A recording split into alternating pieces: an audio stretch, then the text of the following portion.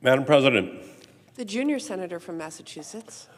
Thank you, Madam President. I rise today with deep disappointment and frustration at the House of Representatives' failure to take up my bipartisan, bicameral legislation with Senator Bill Cassidy, the Children's and Teens Online Privacy Protection Act, or COPPA 2.0.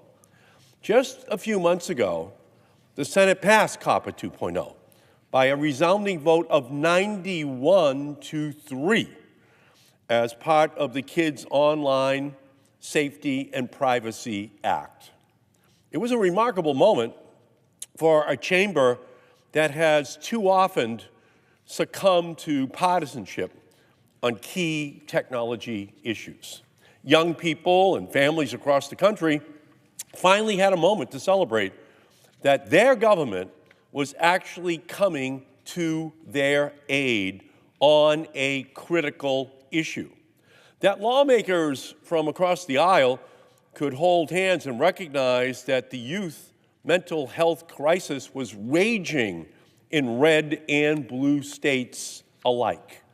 This crisis demanded action, and the United States Senate was meeting the need and the moment with a popular children's and teens privacy bill. Help, it seemed, was finally on the way. It was long overdue.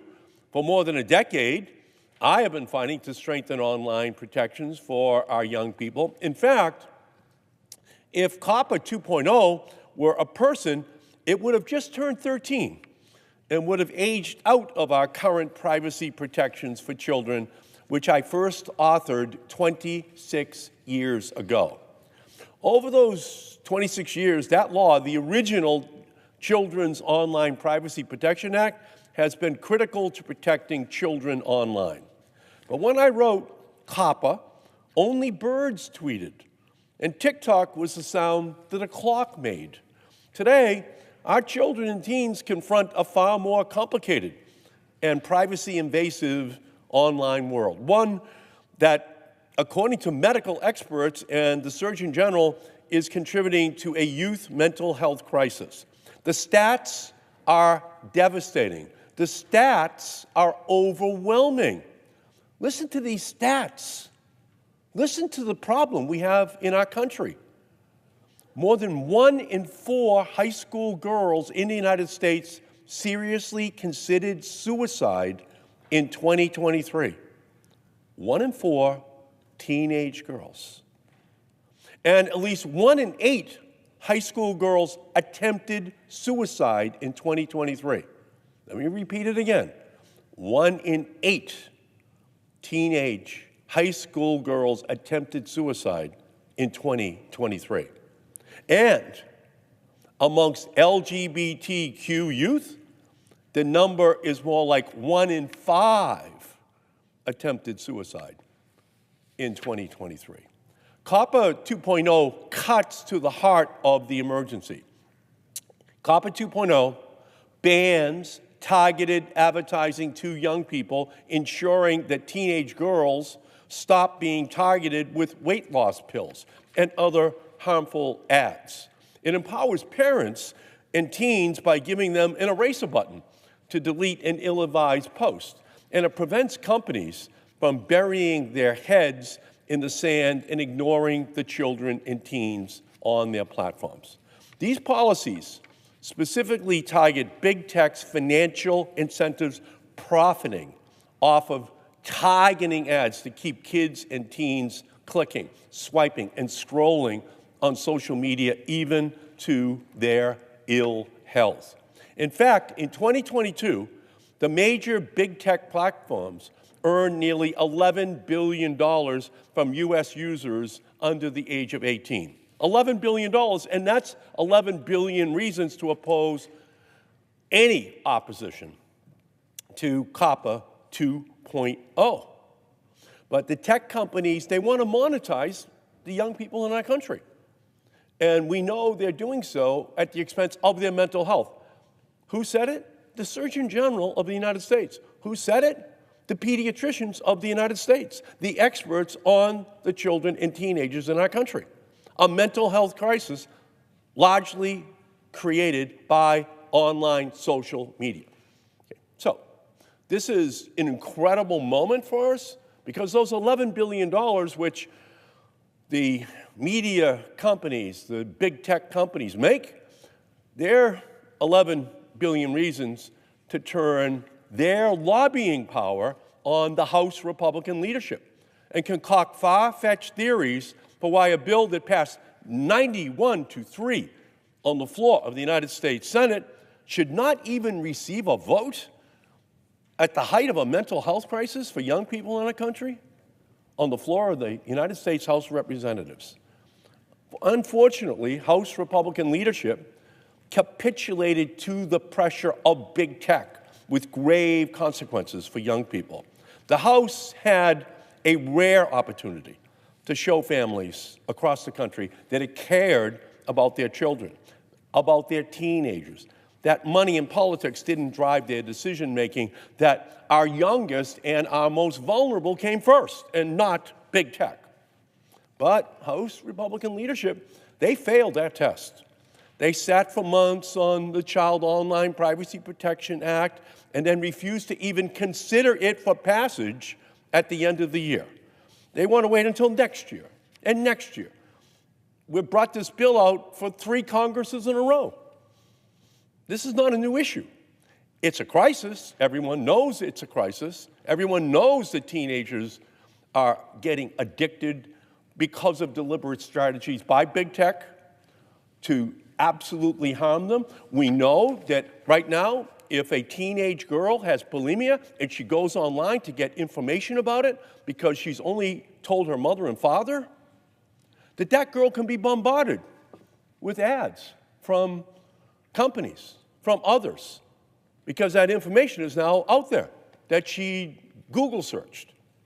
Well, the impact on her psyche is dramatic if that happens. And it's happening every single day because big tech monetizes that girl's bulimia or anorexia problem. This is the bill that just says you can't do that. If the parents want all that information erased, or they don't want the girl to be targeted with ads, you can't do it. 91-3 on the on the Senate floor. No vote in the House. 3 Congresses in a row. So they always want to wait until next year for a Republican Congress, a Republican president. Yeah, well, what about right now? And are they actually going to do it next year? And while they wait, our young people will continue to suffer. Every day that this does not pass is another day where platforms can serve dangerous, targeted ads to children and teens. Every day that it does not pass is another day where parents and teens don't have the tools they need to protect themselves online. Every day that COPPA 2.0 does not pass is another day where children and teens are suffering from suicide, from anxiety, from depression. This is the heart of the issue. This is the sinister side of cyberspace. This is the harmful side of it. Are we going to do anything about it? There's a Dickensian quality to the internet. It's the best of technologies and the worst of technologies simultaneously. It can enable, it can ennoble, it can degrade, it can debase.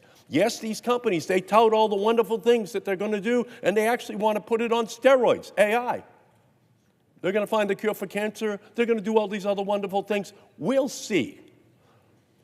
But at the same time, we don't have the safeguards built around the harm they are doing right now.